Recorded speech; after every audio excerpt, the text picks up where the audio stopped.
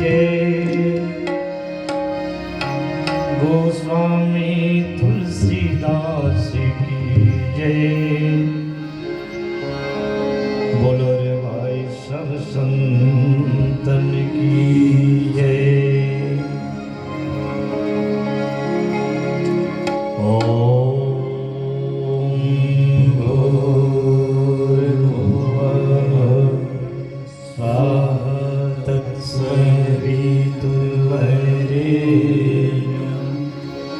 भर्गो देवस्य धीमहि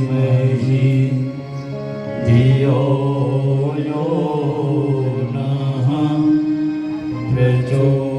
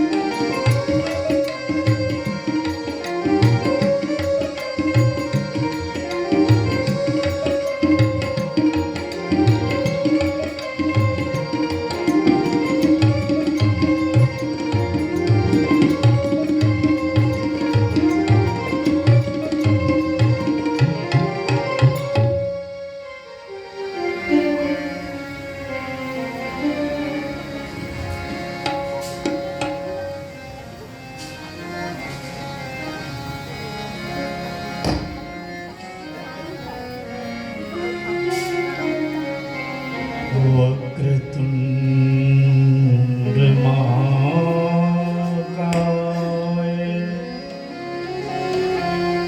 सूर्यकोटि समप्रभ निर्विघ्नं कुरु मे देव सर्वकार्येषु सर्वदा।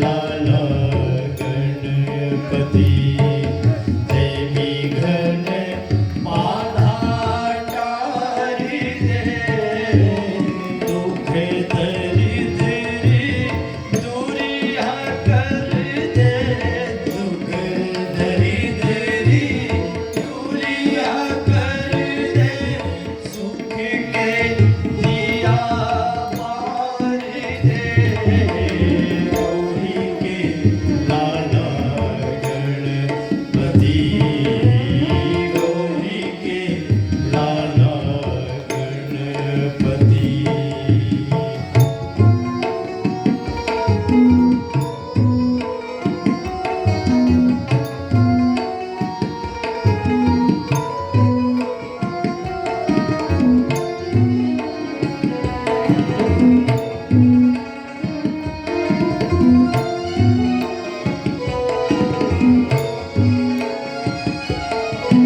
तीन लोक 14 भुवन में तीन लोक 14 भुवन में सबले पहली तू है रे नाम तीन लोक 14 भुवन में सबले पहली तू है रे नाम देवता मन की सब रटते देवता मन की सब रटते एक गजानन तारे दे गौरी के लाला गणपति गौरी के लाला गणपति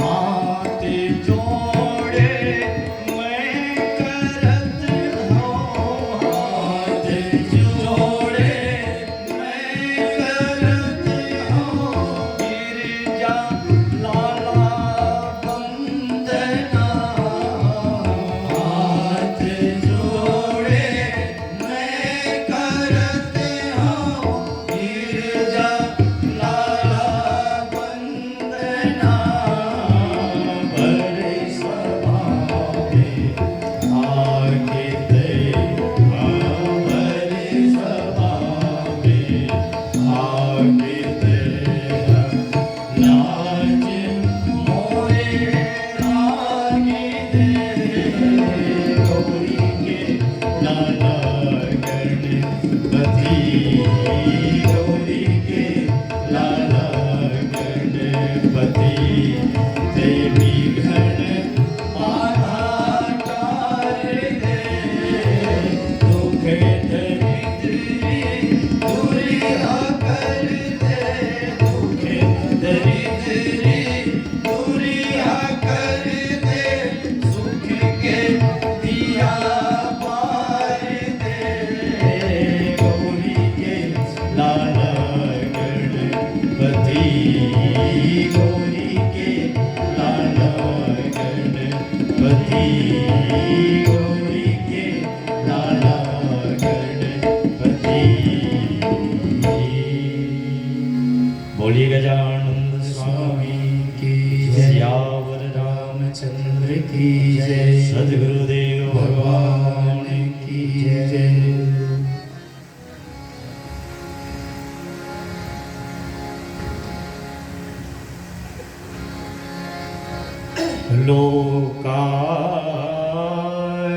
लोकाभिरामम्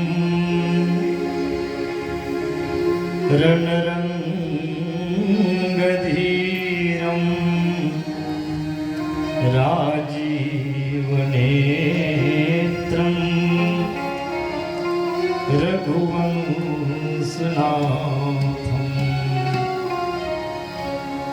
कारुण्यरूप रूपम करुणाकरन्तं श्रीरामचन्द्रं शरणं प्रपद्ये मनोजवं मारुततुल्यवेगं जितेन्द्रियं बुद्धिमतां वरिष्ठं वातात्मजं वानरयोत्तमुख्यं श्रीरामदूतं शरणं प्रपद्ये श्रीगुरुचरण सरोज रज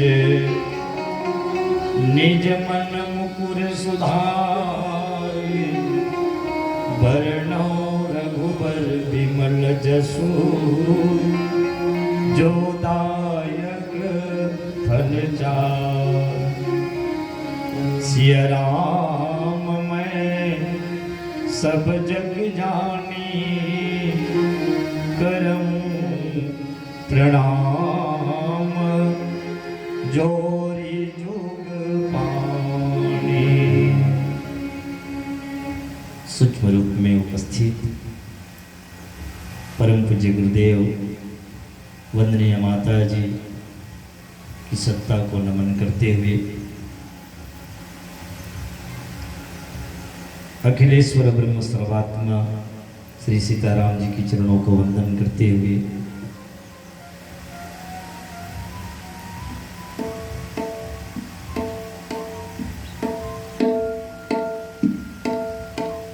पावन ग्राम नारगी के समस्त दैवी चेतनाओं को नमन करते हुए उपस्थित धर्मानुरागी, धर्म प्रेमी, अध्यात्म प्रेमी समस्त हमारे आशीर्वादकगण, वरिष्ठजनों, देव स्वरूप भाइयों, शक्ति स्वरूपा भक्तिमयी वात्सल्यमयी हमारी माताएं, बहनें, प्यारे प्यारे बाल बाल, आप सभी की चरणों को हम सादर सादर प्रणाम करते हैं। प्रणाम स्वीकार करिएगा।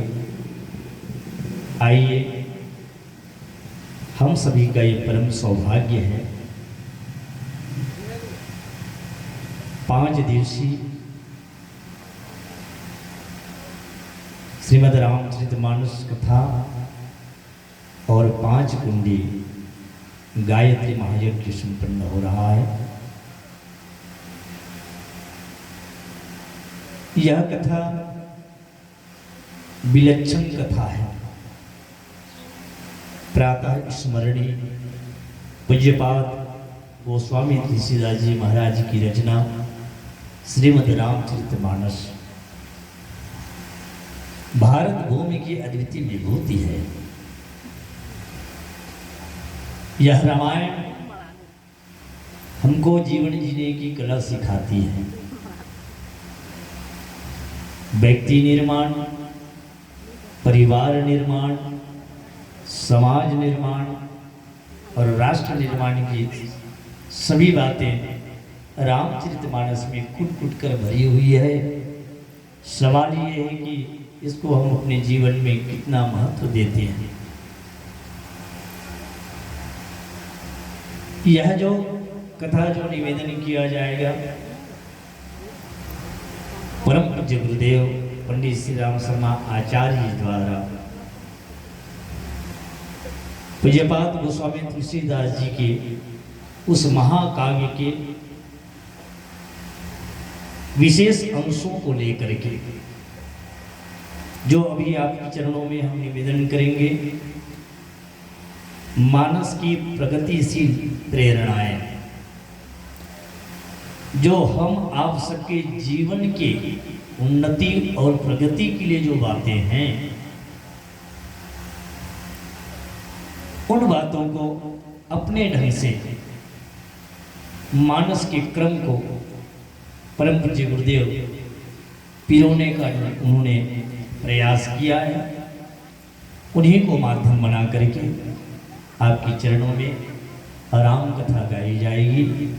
आइए सत्संग के परंपरा के अनुसार 2 बार हरिनाम संकीर्तन का आश्रय लें, फिर पावन श्रीमद् राम कथा की यात्रा हम सब करेंगे।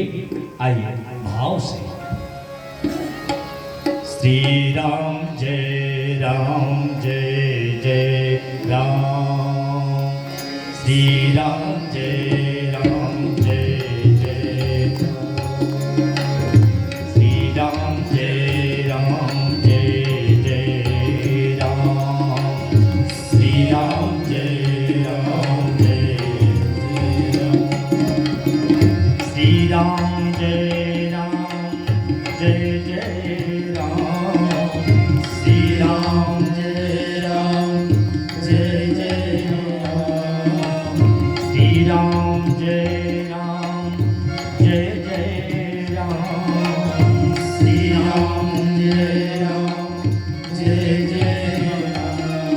श्री राम जय जय राम, श्री राम जय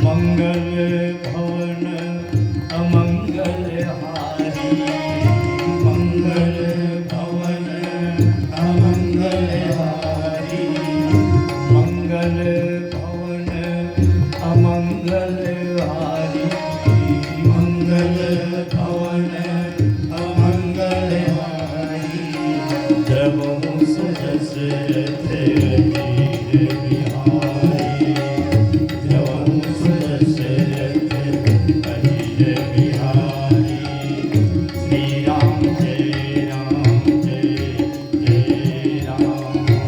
श्री राम जय जय राम।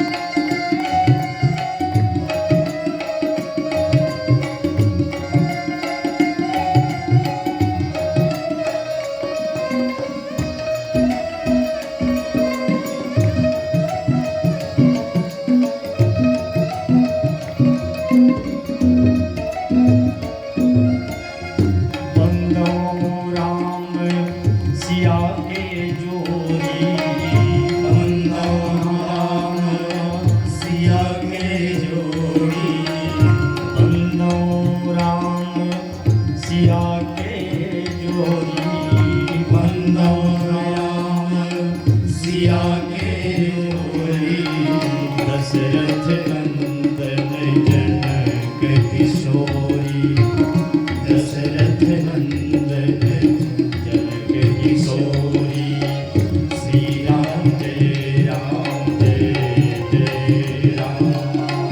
श्री राम जय जय राम, श्री राम जय जय राम, श्री राम जय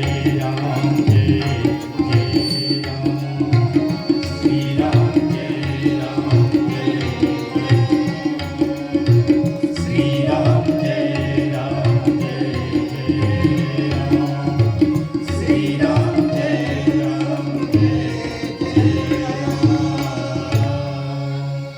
बोली सियावर रामचंद्र की जय। आइए, कल की कथा में मैंने निवेदन किया मंगलाचरण में, पूज्यपाद गोस्वामी तुलसीदास जी महाराज जब मानस की रचना करते हैं तो सबसे पहले वंदना करते हैं। वंदना परम आवश्यक है। किसी भी लेखनी, किसी भी काव्य को रचने से पहले अपने इष्ट को स्मरण करना ही चाहिए। पहले के पाठ्यक्रम में भी आप, आज क्या है मुझे खबर नहीं है, पर पहले के पाठ्यक्रम जो हम पढ़ते थे उसमें ईश वंदना अवश्य उसमें वंदना होती थी।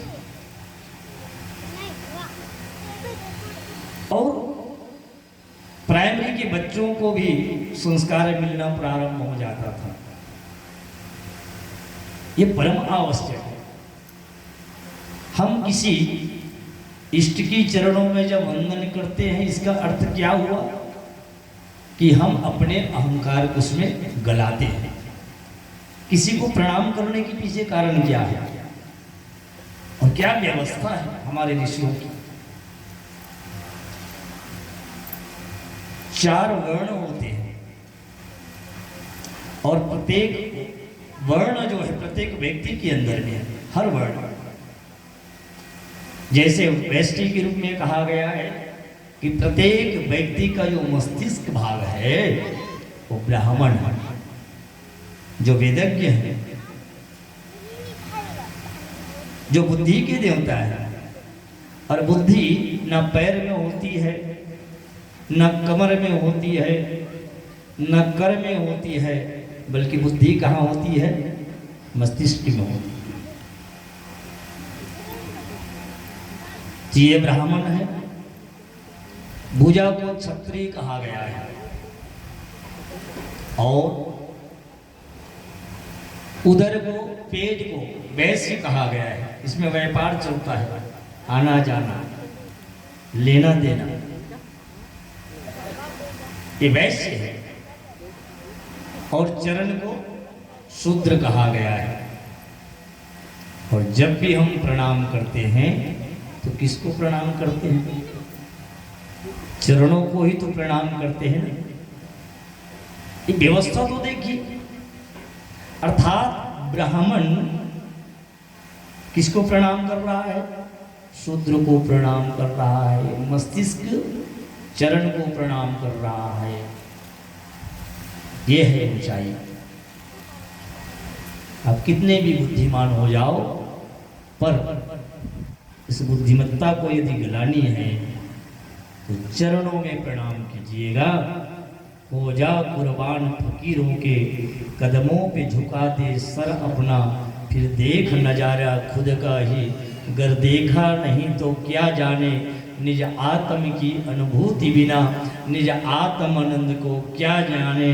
अनब्याही किताबें पढ़ पढ़ के ससुराल की बातें क्या जाने। इसलिए वंदना के क्रम में सभी देव शक्तियों को नमन करते हैं क्रमशः।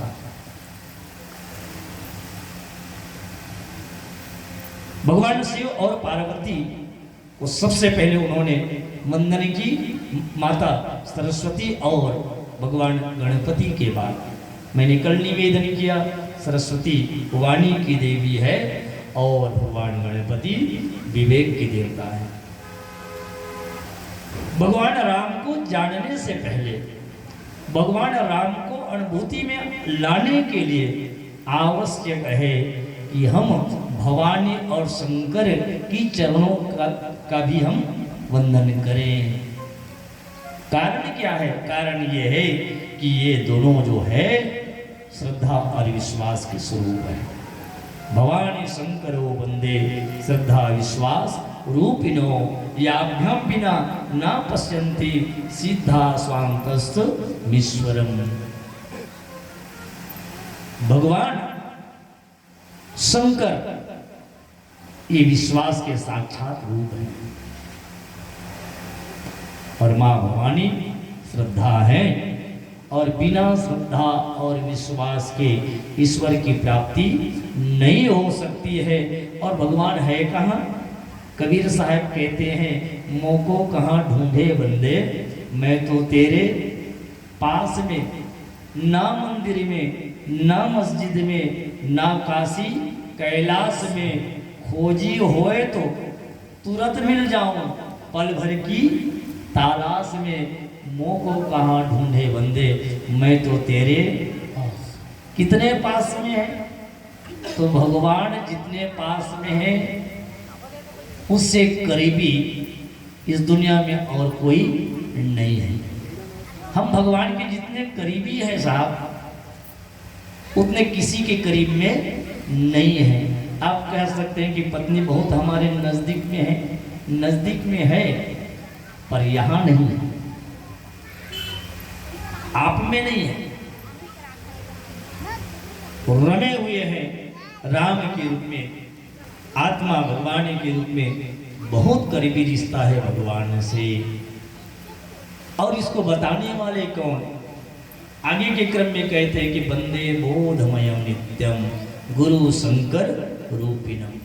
जब तक हमारे जीवन में गुरु नहीं होंगे तब तक बात बनने वाली नहीं है। और तब गुरु की वंदना की, बंदो गुरु पद कंज कृपा सिंधु नर रूप हरि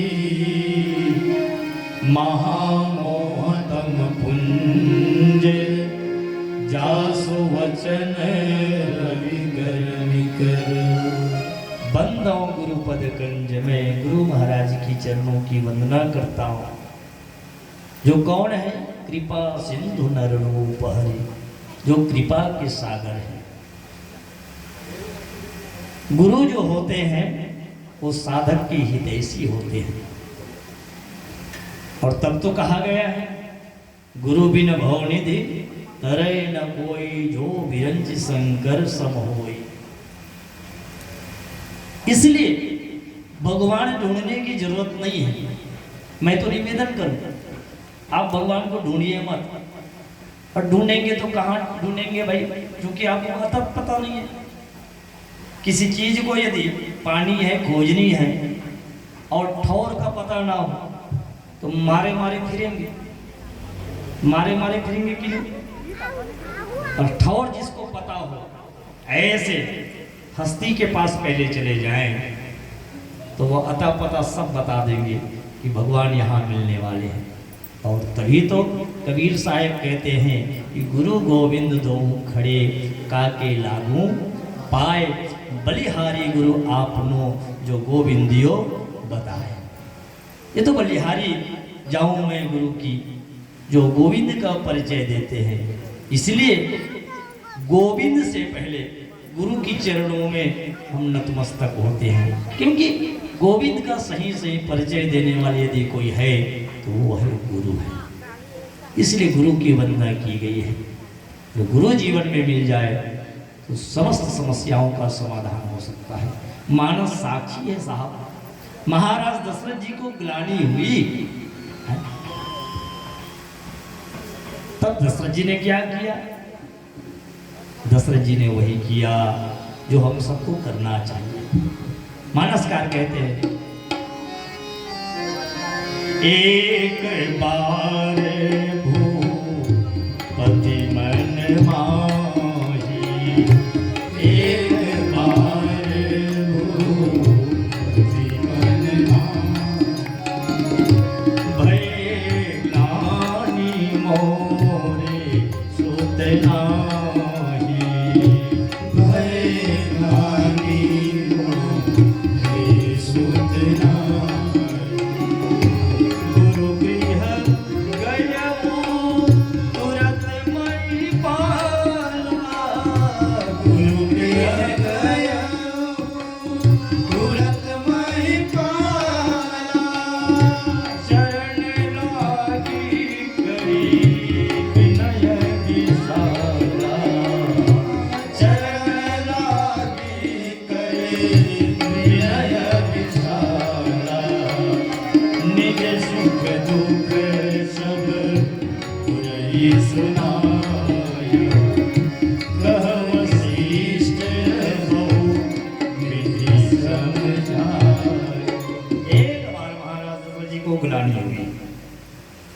हमको भी ग्लानि होती है। पर सूत्र देखिए, महाराज दशरथ जी को जब ग्लानि हुई तो कहाँ जाते हैं? एक बार भूपति मन माही, भय ग्लानि मोरे सुत नाही, तो गुरु गृह गयो तुरत मई पाला, चरण लाग करी विनय विशाला। गुरु की चरणों में जाकर जब वंदन करते हैं तो गुरु जी ने कहा, राजन धीरज धरो, सही स्थान पर आए। धरो धीर वो यही सुतचारी, त्रिभुवन विदित भगत भयारी। इसके लिए कुछ साधना करनी पड़ेगी, यत्न करना पड़ेगा। और क्या करना पड़ेगा? बोले कि श्रृंगी ऋषि वशिष्ठ बुलावा, पुत्र काम शुभ यज्ञ करावा। श्रृंगी ऋषि को बुलाइए और पुत्र काम के निमित्त यज्ञ करिए, ये यज्ञ की महिमा है। और फिर आचार्यों को बुला करके गुरु के आदेशानुसार यजन हुआ और भक्ति सहित मुनि आहुति देते हैं। और फिर जगत नियंता जगदाधार भगवान श्री राम अंशों के सहित अवतार लेते हैं राजा दशरथ के घर में। बोली सियावर रामचंद्र की। कृपा किसकी हुई? कृपा गुरु की हुई। इसलिए गुरु को कहा गया है, गुरु समस्त समस्याओं के समाधान है। क्लेश को मिटाना है, दुख को मिटाना है, तो हम गुरु की चरणों में चले। आइए हम सब मिलकर के गुरु की चरणों में जाएं। गुरु चरणों में आकर देखो, सब कलह क्लेश मिट जाते हैं। गुरु चरणों में आकर देखो, सब कलह क्लेश मिट जाते हैं।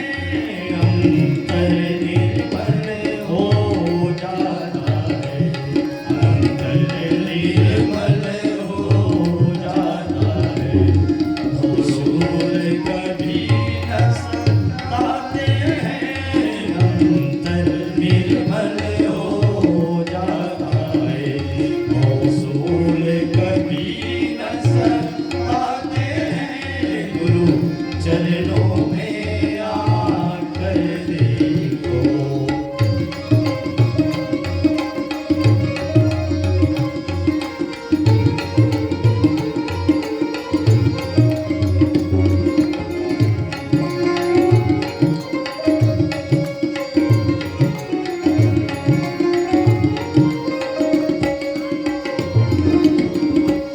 जब प्राण दुखी होते जग के मर मांगक हाहाकारों से। जब प्राण दुखी होते जग के मर मांगक हाहाकारों से। जब बीच भंवर में नाव अलग हो जाती है पतवारों से। जब बीच भंवर में नाव अलग हो जाती है पतवारों से। संसार सिंधु से तब गुरु ही, संसार सिंधु से तब गुरु ही, कर गह कर पार लगाते हैं।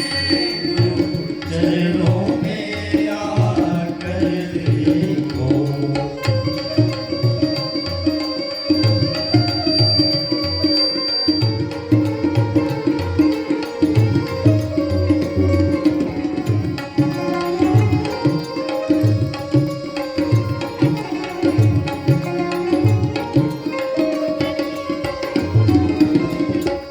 जग को प्रभु को और आत्म को केवल गुरु ने ही जाना है।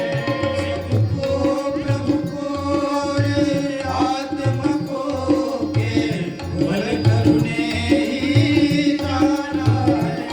संतों ने इसीलिए गुरु को प्रभु से भी ऊंचा माना है।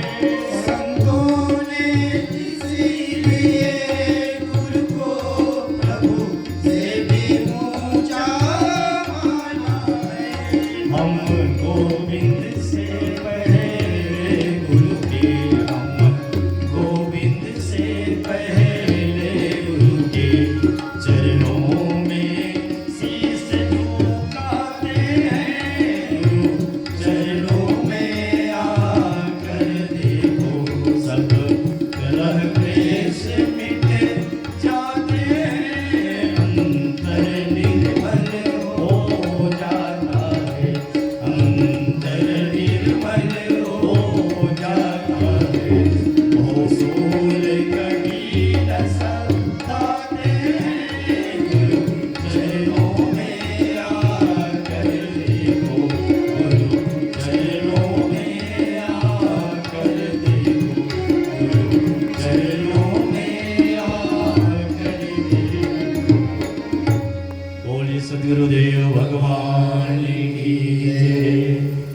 तो गुरु की वंदना करते हैं।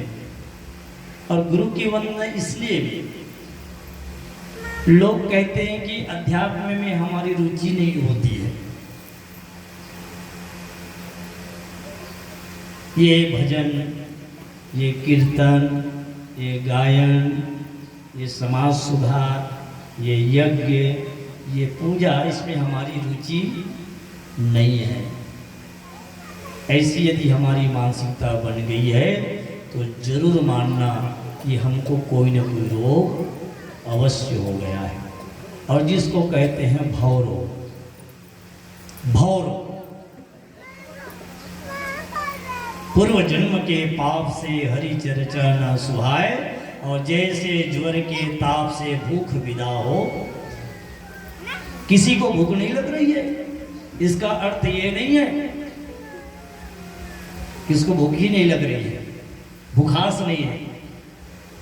इसका अर्थ ये है उसके अंदर कहीं न कहीं अरुचि है, गड़बड़ियां हैं। पर गुरु चरणों में जाने से क्या होता है, रुचि आनी शुरू हो जाएगी। और कहते हैं क्या, बंदो गुरु पद पदम परागा, बंदो गुरु पद पदम परागा, सुरुचि सुवास सरस अनुरागा, सुरुचि सुवास सरस अनुरागा।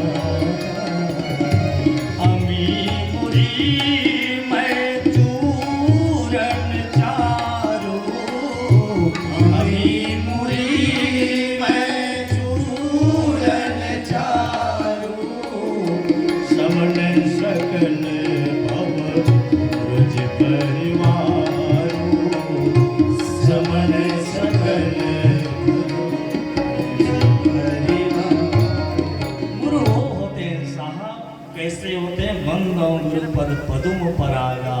तो हमारे अंदर में वो पदुम पराग, वो औषधि क्या पैदा करेगी, सुरुचि सुवास सरस अनुरागा।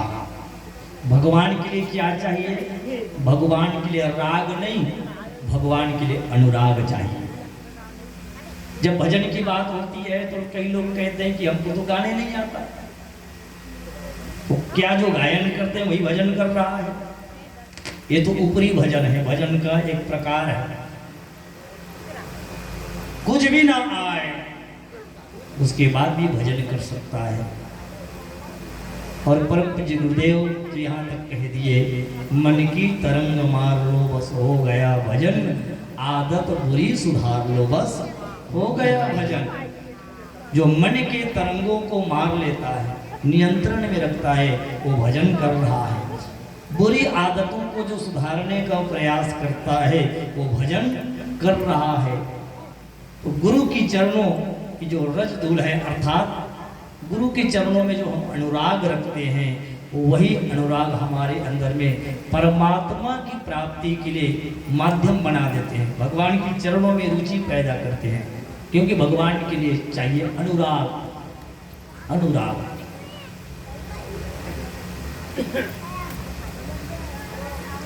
और यदि अपच हो जाए तो कभी कभी ज्ञान भी अपच हो जाता है। कई साधकों को पचता नहीं है तो कहते हैं वो चूरन चालू भी है।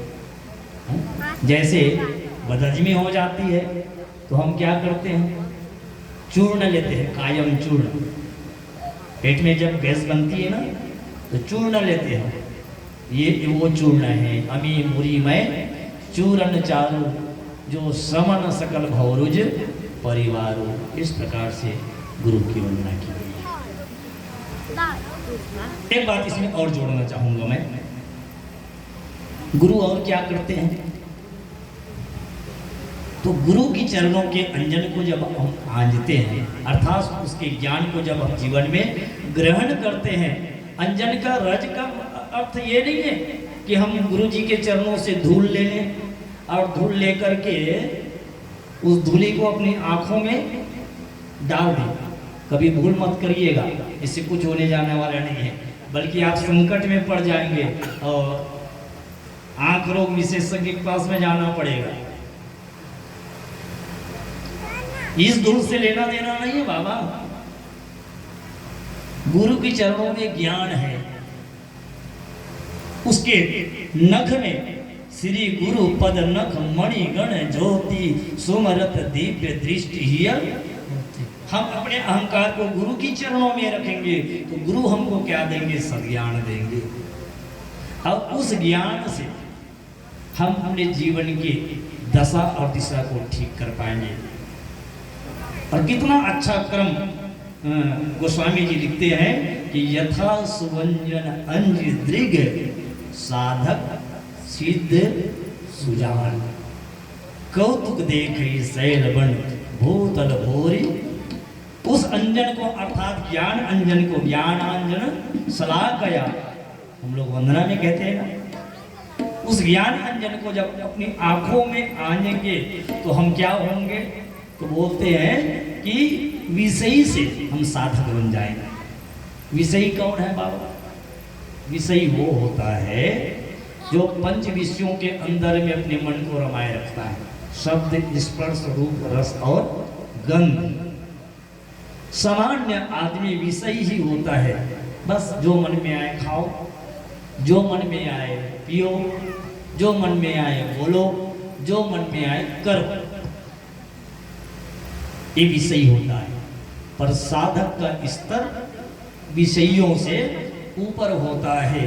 वो खाने से पहले विचारता है, बोलने से पहले विचारता है, चलने से पहले विचारता है, हर कार्य को करने से पहले विचारता है।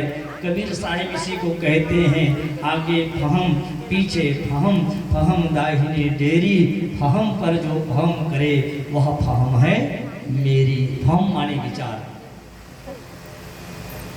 आगे भी विचारे पीछे विचारे, विचारे हुए बातों को और विचारे, और वह विचार मेरा है, ये कहते हैं। तो साधक, हम साधक स्तर तक पहुंचेंगे। और जब कोई साधक साधना करता है तो साधना से मिलती है हमको सिद्धि। सिद्धि एक क्रम है, पहले विषयी, फिर साधक, फिर साधना करने से हमको मिलती है सिद्धि।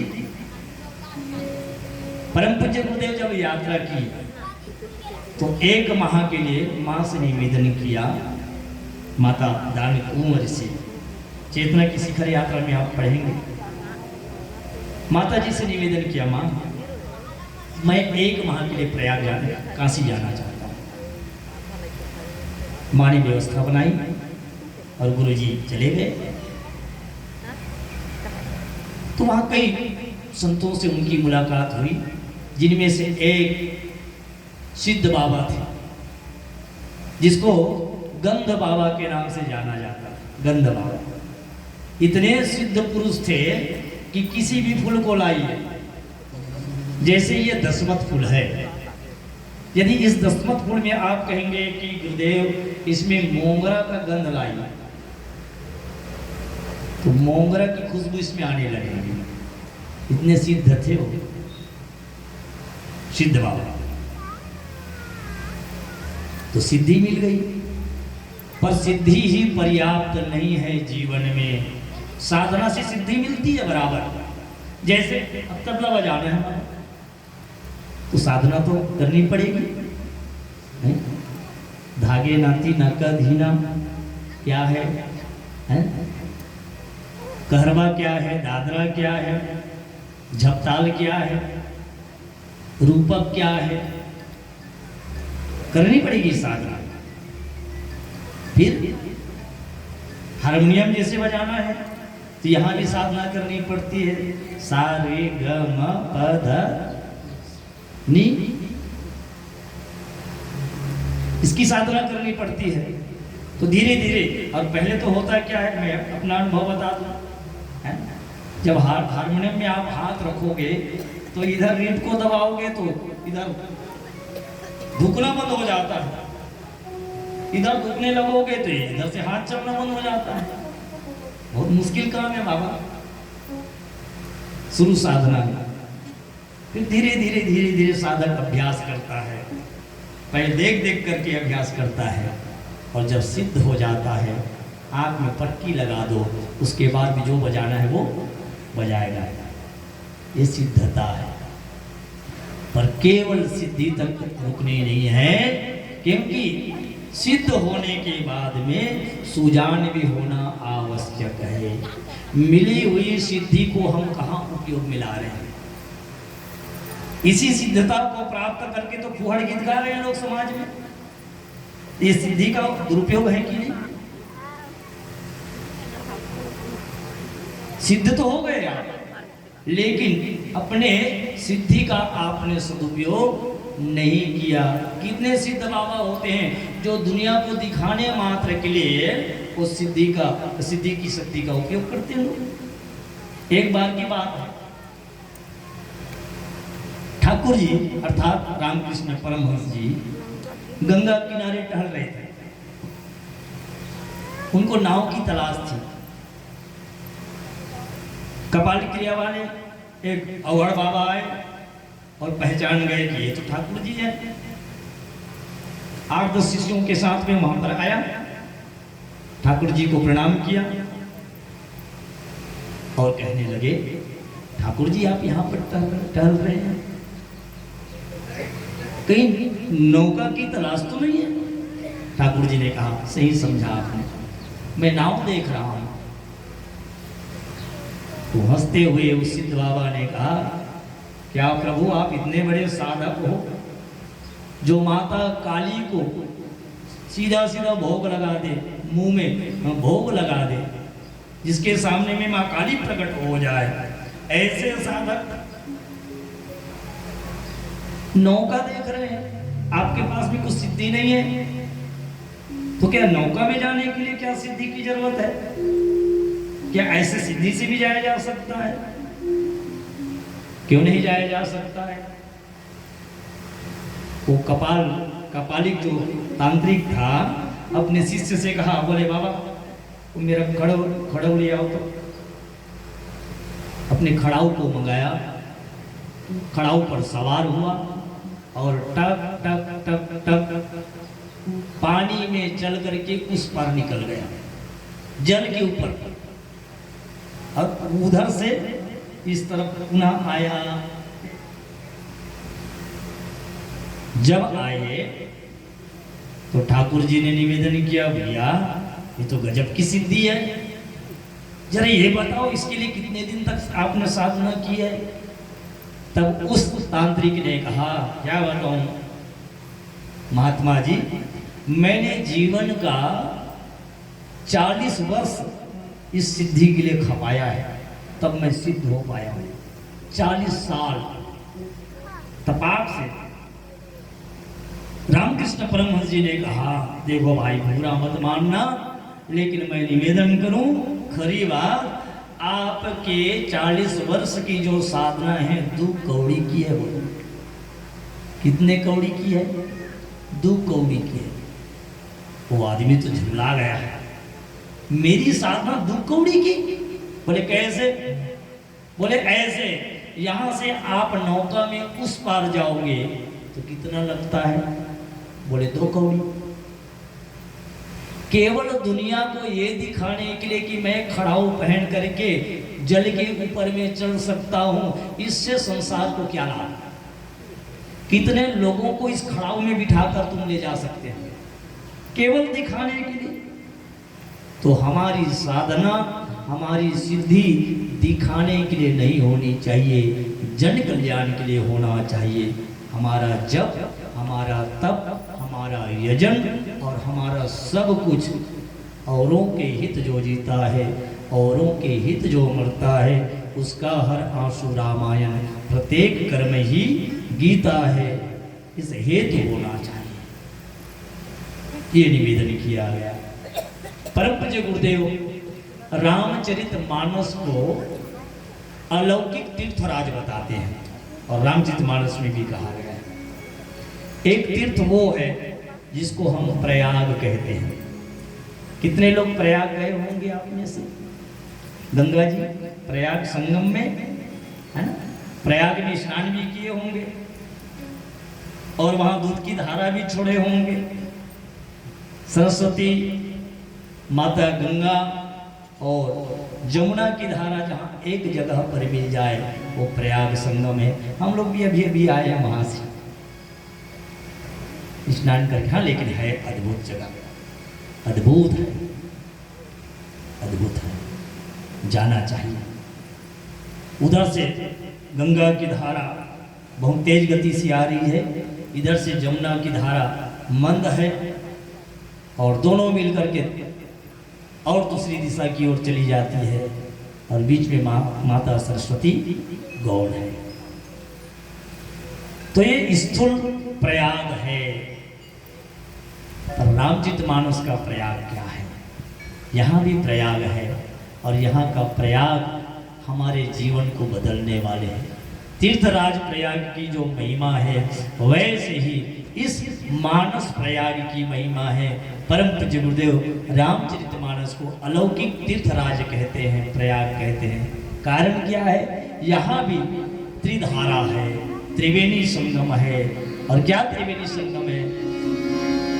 राम भगति जहाँ सुर सरि धारा, राम भगति जहाँ सुर सरि धारा, राम भगति जहाँ सुर सरि धारा, राम भगति जहाँ सुर सरि धारा, सरसई ब्रह्म विचार प्रचारा, सरसई ब्रह्म विचार प्रसारा, विधि निषेध में कलिमल हरनी, विधि निषेध में कलिमल हरनी, विधि निषेध में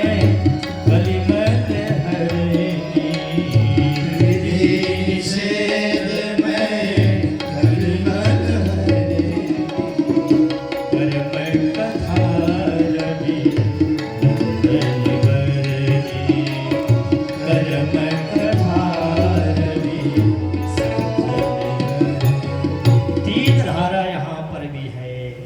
ये क्या है? राम भगति जहाँ सुर सरी धारा, सुरसरी अर्थात गंगा मैया। यहाँ गंगा मैया की धारा। और ये गंगा मैया क्या है? गंगा की धारा क्या है? तो बोले कि राम की भक्ति है। राम की भक्ति ही गंगा की धारा है। एक नदिया ये है। दूसरी नदिया क्या है? सरसहि ब्रह्म विचार प्रचारा। ये माता सरस्वती है। विचार का संबंध ज्ञान से है और सरस्वती ज्ञान की देवी है, अर्थात ज्ञान की नदी, ज्ञान की धारा। एक है भक्ति की धारा, दूसरी है ज्ञान की धारा और तीसरी नदी है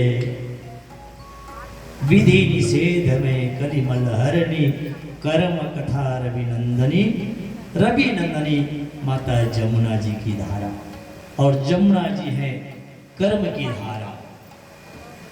और इस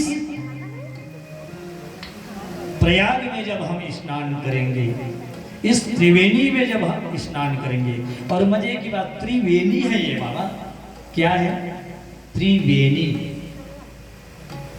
जैसे माता सरस्वती गुप्त है, ऐसे त्रिवेणी में भी एक वेणी गुप्त रहती है। हमारी बेटियां और हमारी माताएं जब बाल को बेनी गांथती है ना, ठीक है, तो उस बाल को देखिएगा, तीन ऐसे लड़ निकालते हैं, तीन ऐसे से गांथते हैं। पर जब आप देखेंगे, अवलोकन करेंगे तो दो ही दिखाई देंगे। इस बेनी में भी आप दो को देख पाएंगे, तीसरा गुप्त हो जाता है। ऐसे ही भक्ति की धारा को हम देखते हैं, है ना? भक्ति की धारा को हम देखते हैं, कर्म की धारा को हम देखते हैं। आदमी क्या कर रहा है, कौन धार्मिक है, इसको तो अनुभव में ला लेते हैं, पर किसके अंदर में कितना ज्ञान है इसको कोई देख पाता है क्या? नहीं देख पाता है। तो वहां के प्रयाग में आप अपने शरीर को डुबा करके लाएंगे, स्नान करेंगे, और उस स्नान का अपना अलग लाभ है। लेकिन इस रामचरितमानस रूपी प्रयाग में जब स्नान करना है तो क्या करेंगे? क्या इसी के ऊपर डुबकी लगाएंगे क्या? यहां तो डुबकी नहीं लगा सकते। इसमें स्नान करने का अर्थ क्या है? रामचरितमानस का पठन पाठन करना, स्वाध्याय करना, मज्जन करना, सत्संग करना, यह है स्नान करना। यह स्नान करना है। और इसी को परम पूज्य गुरुदेव तीन धारा के रूप में प्रस्तुत करते हैं। तीन धारा के, एक को कहते हैं आस्तिकता। आस्तिकता का संबंध है भक्ति से। जो भक्त होते हैं उसके अंदर में आस्था होती है, भगवान के प्रति प्रेम होता है, ये आस्तिकता है। रामचरितमानस में 3 ही अध्याय बता दिए बस। 7 कांड मानस को पढ़ते हैं, 700 पान हैं, पर 700 पानों को परम पूज्य गुरुदेव 3 क्रम में बांट देते हैं, उससे ज्यादा कुछ भी नहीं है। और वो क्या है? नंबर 1 आस्तिकता अर्थात भक्ति योग। भक्ति योग अर्थात उपासना। उपासना भगवान के करीब में बैठना। हर आस्तिक आदमी भगवान के करीब में बैठते हैं, ये उपासना की महिमा है। कितना भी आदमी अवगुणी हो, यदि भगवान के करीब में बैठता जाएगा तो अपने गुण को वो त्यागता चला जाएगा। और इसी को सूर्य ने कहा है, प्रभु मैं हूं कैसा? बोले कि मैं तो अवगुण का खान हूं, मेरे अंदर में अवगुण ही अवगुण है। यदि मेरे अवगुण को चित्त में धरोगे तो आप पार कैसे करोगे? इसलिए प्रभु मेरे अवगुण चित्त न धरो। प्रभु मेरे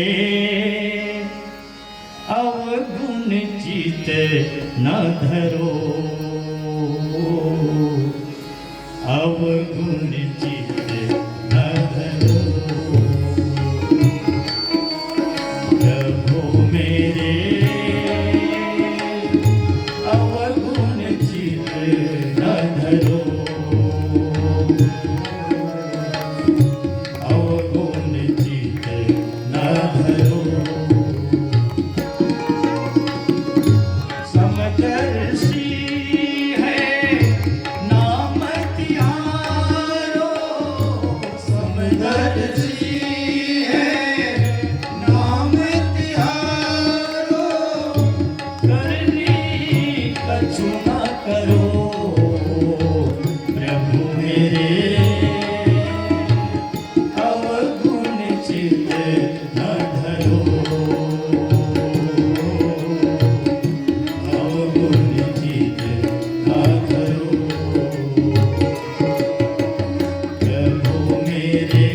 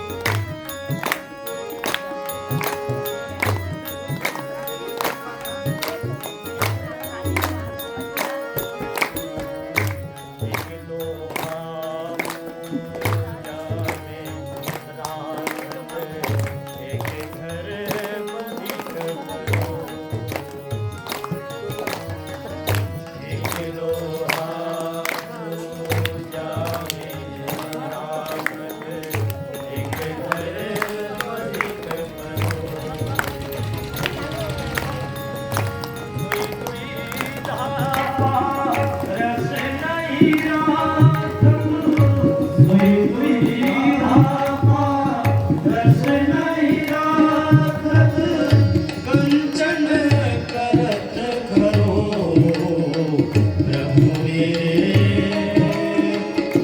अवगुण चित न धरो अवगुण चित न धरो प्रभु मेरे अवगुण चित न धरो अवगुण चित न धरो अवगुण चित न धरो अवगुण चित न धरो अवगुण चित न धरो। सूरदास जी कहते हैं कि प्रभु मेरे अवगुण चित्त न धरो। हम लोग भी बार बार निवेदन करते हैं, भैया यजन में आइए, यज्ञ में आइए, सत्संग में आइए। आपके अंदर यदि थोड़ा बहुत अवगुण भी है तो चिंता मत करिए। कई लोग मानते हैं कि गायत्री यज्ञ में कैसे बैठेंगे बाबा, हम तो पीने खाने वाले आदमी, हम तो आमंत्रित करते हैं आप आइए ना सही। हाँ, इतना ही परहेज रखिए कि बहरहाल पी खा करके मत आइए। आप अपने व्यक्तिगत जीवन में पीते हैं, खाते हैं, उससे हमको परेशानी नहीं है, समझेंगे, धीरे से आप भी छोड़ देंगे। कई लोगों की मान्यता है कि हमारी जो जात है वो खाने की जात है। तो ऐसे में कई उदाहरण इसी मंच में दे सकता हूँ। हम सब के लिए रोल मॉडल के रूप में कितने ऐसे हमारे आदरणीय बैठे हुए हैं जिनकी मान्यता यह है कि हमारी जो जाति है ये तो खाने पीने वाली जाति है। जो मंच पर बैठा हुआ है देखिए, तो ऐसे परिवार में रहकर भी लोग साधु हुए हैं। और संतों की कोई जाति नहीं होती है, सज्जनों की कोई जाति नहीं होती है। हर वर्ग में, हर समाज में आपको संत मिलेंगे। माता मीरा राजरानी है, पर माता सबरी भिलनी है, बिलन की जात है। भगवान के सामने संकोच में भर करके माता सबरी ने कहा, हे प्रभु, कहीं विधि स्तुति करूं तुम्हारी, अधम जाति मैं जड़मति भारी, अधम ते अधम अधम अति नारी, ताते मैं मति मंद अघारी। मैं अधम जाति की हूं। भगवान ने कहा कि देवी, मेरा संबंध जाति पाति से बिल्कुल नहीं है। लोग भगवान के ठेकेदार होकर के बैठे रहते हैं। हम अमुक के मठाधीश हैं, अमुक भगवान के मठाधीश हैं। क्या आपके ही आदेश में है ना भगवान कृपा बरसाएंगे? यही तो हुआ तेली माता कर्मा के साथ में। जगन्नाथ भगवान के लिए उन्होंने खिचड़ी बनाई और खिचड़ी की भोग लगाने के लिए माता जी जब हाथ बढ़ाई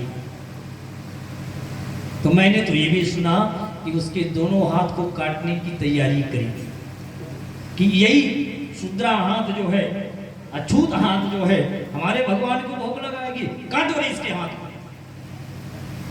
और क्या घटना है साहब, काटा गया मां कर्मा के हाथ को, लेकिन कटा किसका हाथ? किसका हाथ कटा?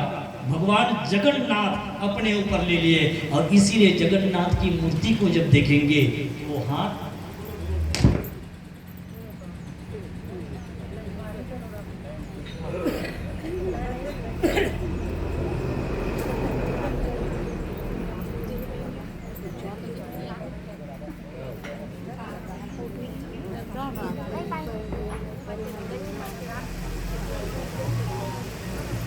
नाइट टॉपिक आँखी भी थोड़ी खिलत है। सबने गड़बड़ सड़बड़ बिजली विभाग वाले मन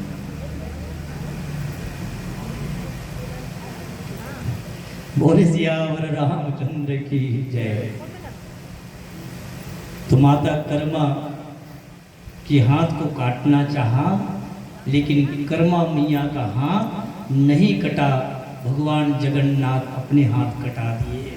तब लोगों को लगा कि बाप रे बाप, ये है भक्ति में शक्ति, ये है भक्ति में शक्ति।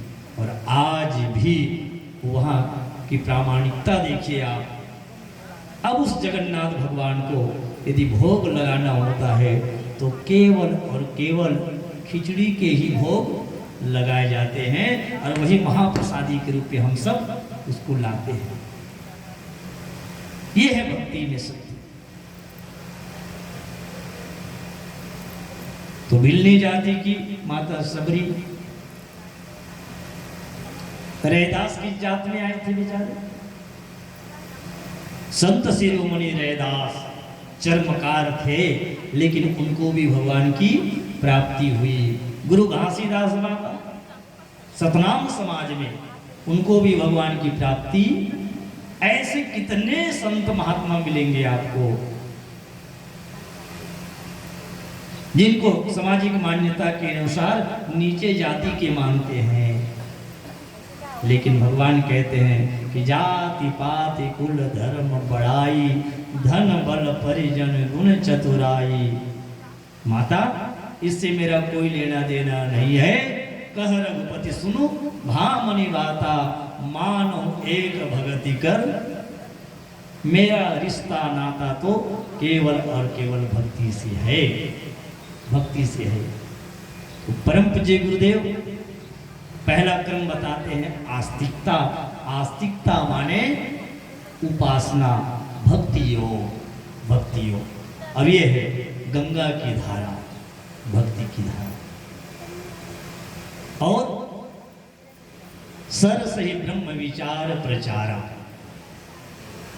आत्मचिंतन, आत्म सुधार, आत्मनिर्माण और आत्म विस्तार की विचारना शक्ति जो होती है वो दिव्य सरस्वती देवी ही है। एक ज्ञान परक है, और आत्म सुधार के लिए ज्ञान आवश्यक है। ज्ञान के बिना आदमी पशु के समान हो जाता है। यदि ज्ञान नहीं है तो पशुवत उनका जीवन हो जाता है। ज्ञान आवश्यक है। तो ये माता सरस्वती है, ज्ञान की धारा। और तीसरी जो धारा है वो जमुना जी है, और ये है कर्म की धारा। और कर्म में क्या होता है? कर्म में दो बातें आती है, और इसी को शास्त्र में विधि निषेध कहा गया है। विधि माने करने योग्य, और निषेध माने नहीं करने योग्य। ऐसे ये काम करना चाहिए और ये काम नहीं करना चाहिए। और अच्छा कार्य करेंगे तो अच्छा फल मिलेगा। जैसे मैंने भी पद में गाया, आपके पिछले जीवन में जो कुछ हो गया हो, यदि हम सच्चे मन से परमात्मा के साथ में जुड़ने का प्रयास करेंगे, जैसे गंगा नदी में गंगा नाली का पानी आकर के मिल जाता है, और क्या बन जाता है? वो गंगा जी बन जाता है। वैसे ही अवगुणी आदमी किसी नेक इंसान से जुड़ जाता है, अवगुण को त्याग देता है, नेक इंसान बन जाता है। ठीक उसी तरीके से पारस का गुण है, लोहा को छुआ दो तो लोहा सोना बन जाता है। लोहा दो प्रकार के होते हैं। सूरदास जी कहते हैं, एक लोहा पूजा में राखत, एक घर बधिक परो। आप में से कितने घर में बाना रखे होंगे? जमारा वाले के जन आ गए? जमारा वाले बाना माना है ना? बाना कहाँ है? बाना पूजा रूम में, पूजा कक्ष में बाना है। वो बाना काहे से बना हुआ है? लोहे से। लोहे का बाना है। और कोको काटने वाले के घर में काचू है। काचू बोलते हैं कि चाकू बोलते हैं? बच्चे लोग उसको काचू बोलते हैं और बड़े लोग उसको चाकू बोलते हैं। ठीक।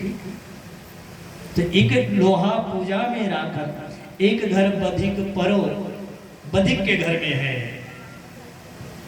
पर दोनों लोहा को लाया जाए और पारस से छुआया जाए तो क्या पारस दुविधा में रहेगा कि मैं किस लोहे को सोना बनाऊं? पूजा में रखे हुए लोहे को सोना बनाऊं कि बधिक के घर में है उसको छोड़ दूं? ना ना ना, दुविधा में नहीं रहते हैं, बल्कि दोनों लोहा को वो सोना बना देते हैं। इसका अर्थ ये हुआ जो पूजा में रखे हुए लोहा है वो गुण के प्रतीक है, और जो बधिक के घर में लोहा है, चाकू है, वो अवगुण के प्रतीक हैं। पर गुणी आदमी अवगुणी आदमी दोनों संत समागम में जब जाता है तो दोनों की दशा एक हो जाती है और एक जैसी हो जाती है। यह है इस त्रिवेणी में स्नान करने का फल। और ये दुर्लभ नहीं है दुर्लभ, लेकिन ये सुलभ भी है।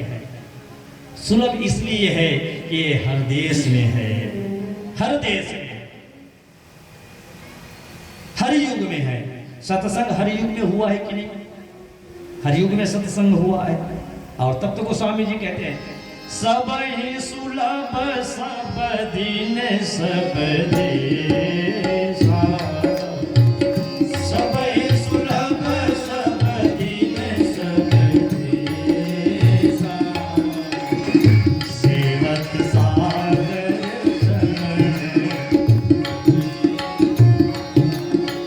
सेवक सागर समन कलेशा। यदि हमारे जीवन में आस्तिकता चाहिए, हमारे जीवन में आध्यात्मिकता माने ज्ञान योग चाहिए, हमारे जीवन में धार्मिकता अर्थात कर्म योग चाहिए, तो क्या करें? बस एक ही काम करें, सत्संग का सेवन करें, स्वाध्याय करें, साधना करें। स्रोत यही है, स्रोत यही है। और सब ही सुलभ, यहाँ पर सबको निवेदन किया जा रहा है। ऐसा तो नहीं है ना अमुक अमुक मन हो बाकी मन घरे में रहो, सबके लिए सुलभ है, सब दिन है, हर दिन सत्संग किया जा सकता है और सब देश में किया जा सकता है। भगवान जब साकेत धाम को गए, हमारे बुद्ध पुरुष लोग कहते हैं साकेत धाम को जब गए तो हनुमान जी ने प्रश्न किया भगवान से, बोले भगवान जरा ये बताइए आपके साकेत धाम में सत्संग होता है कि नहीं, राम कथा होती है कि नहीं? तो भगवान ने कहा हनुमान जी वहाँ पर ये व्यवस्था तो नहीं है, साकेत धाम में राम कथा नहीं होती है, सत्संग नहीं होता है। हनुमान जी ने फैसला किया तब तो आप ही जाइए साकेत, मैं जाने वाला नहीं, मैं यही रहूँगा, इसी युग में रहूँगा, इसी धरती पर रहूँगा, और जहाँ सत्संग होगा, जहाँ भगवान की कथा होगी, मैं वहाँ चला जाऊँगा। और कहा जाता है, बुद्ध पुरुष लोग कहते हैं जहाँ जहाँ राम की कथा होती है हनुमंत लाल जी महाराज वहाँ पधार देते हैं, सबसे पहले और सबसे बाद में जाते हैं। और गोस्वामी जी को जब भगवान की प्राप्ति हुई तो हनुमान जी का अता पता तो ऐसे ही चला। प्रेत योनि में जो प्रेत ने बताया कि देखो मैं साक्षात दर्शन नहीं करा सकता, लेकिन मैं तरीका बता रहा हूँ। बोले कैसे? तुलसी को उन्होंने बताई बात, बोले कि आप चित्रकूट में जाइए और चित्रकूट में जो सबसे पहले आएगा और सबसे अंत में जाएगा वही हनुमान जी हैं, उसी की चरणों को पकड़ लीजिएगा, राम जी मिल जाएंगे। और गोस्वामी तुलसीदास जी ने देखा कि एक बाबा जो कोढ़ भाव से ग्रसित हैं, वो आया और सबसे पहले आया और अंत में जाने की तैयारी की, चरणों में गिर करके चरणों को पकड़ लिया, बोले कि नहीं नहीं बाबा, आप मुझ पर कृपा करिए, आप कोई सामान्य नहीं है। बोले कि देखो देखो मेरे पास कोई बैठते नहीं, माछी भिनभिना रही है, तुम मेरे पास आ रहे हो, जाओ जाओ। बोले कि मैं जाने वाला नहीं, आप ये भिनभिनाने वाले में से नहीं है। फिर हनुमान जी प्रकट होते हैं, बोलिए कौन पुत्र हनुमान की। हनुमान जी प्रकट होते हैं और हनुमान जी पूज्यपाद गोस्वामी तुलसीदास जी को संकेत और संदेश देते हैं कि देखो मैं भगवान का परिचय तो दूंगा, लेकिन प्रत्यक्ष आकर के नहीं दूंगा, संकेत में दूंगा, तोते बनकर दूंगा। जिस समय भगवान आएंगे आप चंदन घिसते रहना और मैं इशारे में आपको वो बात बता दूंगा। और जैसे ही भगवान तिलक लेने के लिए आए चित्रकूट में, अपने घाट पर बैठे हुए थे, गोस्वामी जी चंदन घिस रहे हैं और विद्वानों की लेखनी कहती है कि चित्रकूट के घाट में भय संतन के भीर, तुलसीदास चंदन घिसे और तिलक ले रघुवीर। तोते बनकर हनुमान जी ने ये दोहा उन्होंने गाया। तो ये संगम की महिमा है और इससे कलेश कटते हैं, जीवन के कलेश कटते हैं। और इसीलिए ये अकथ कहानी है, अलौकिक तीर्थराज है। इसमें जो स्नान करेगा निश्चित उसके जीवन में परिवर्तन होगा।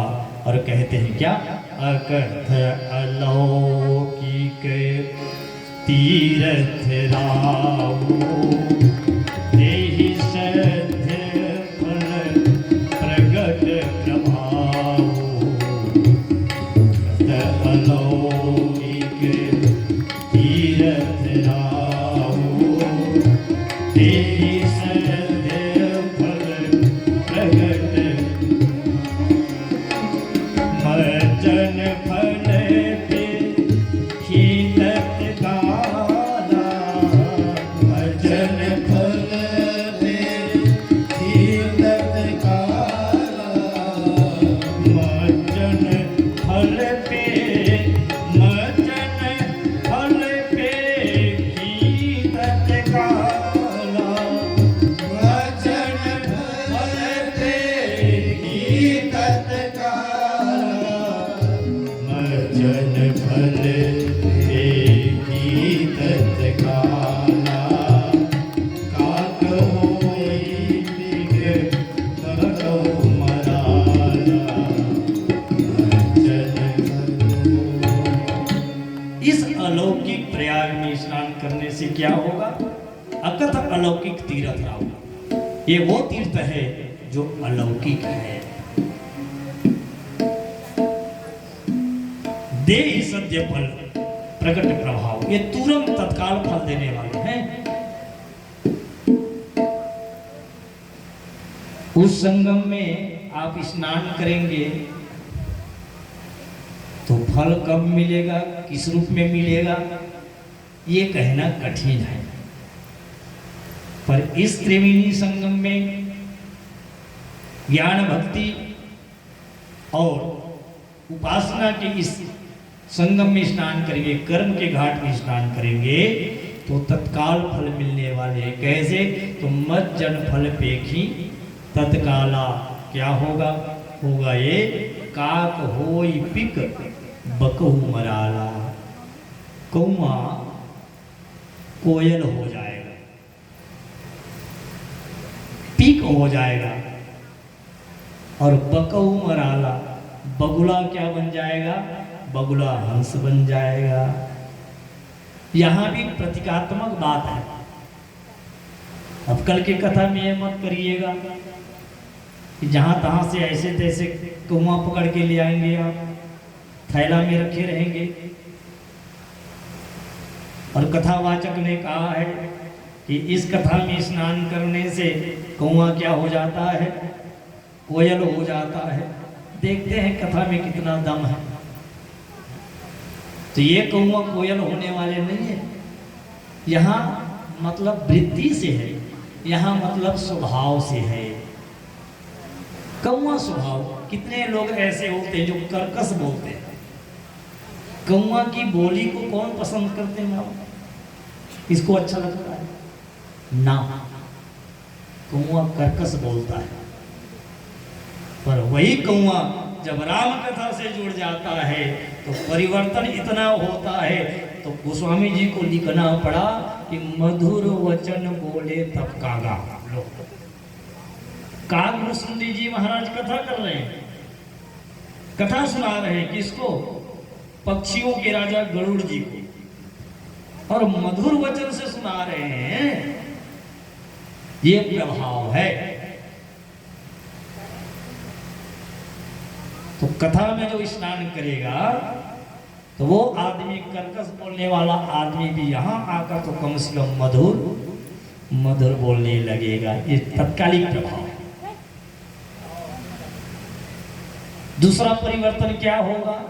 पीक बकऊ मराला। बगुला बेचारा बदनाम है। काहे के लिए? कपट के लिए, दिखावे भक्ति के लिए। कई लोग बगुला भगत, हाँ हाँ बगुला भगत है ना। कई भक्तों को बगुला भगत कहा जाता है। भीतर अलग है और बाहर अलग है। इसी को कबीर साहब के को माध्यम बनाकर परम पूज्य गुरुदेव की लेखनी है क्या? आज आपके लिए दिलों में, आज आपके लिए दिलों में उमड़ रहा अनुराग फिर से। जाग रे कबीरा जाग रे कबीरा जाग रे कबीरा जाग रे कबीरा। आज आपके लिए दिलों में, आज आपके लिए दिलों में उमड़ता अनुराग फिर से। जाग रे कबीरा जाग रे कबीरा जाग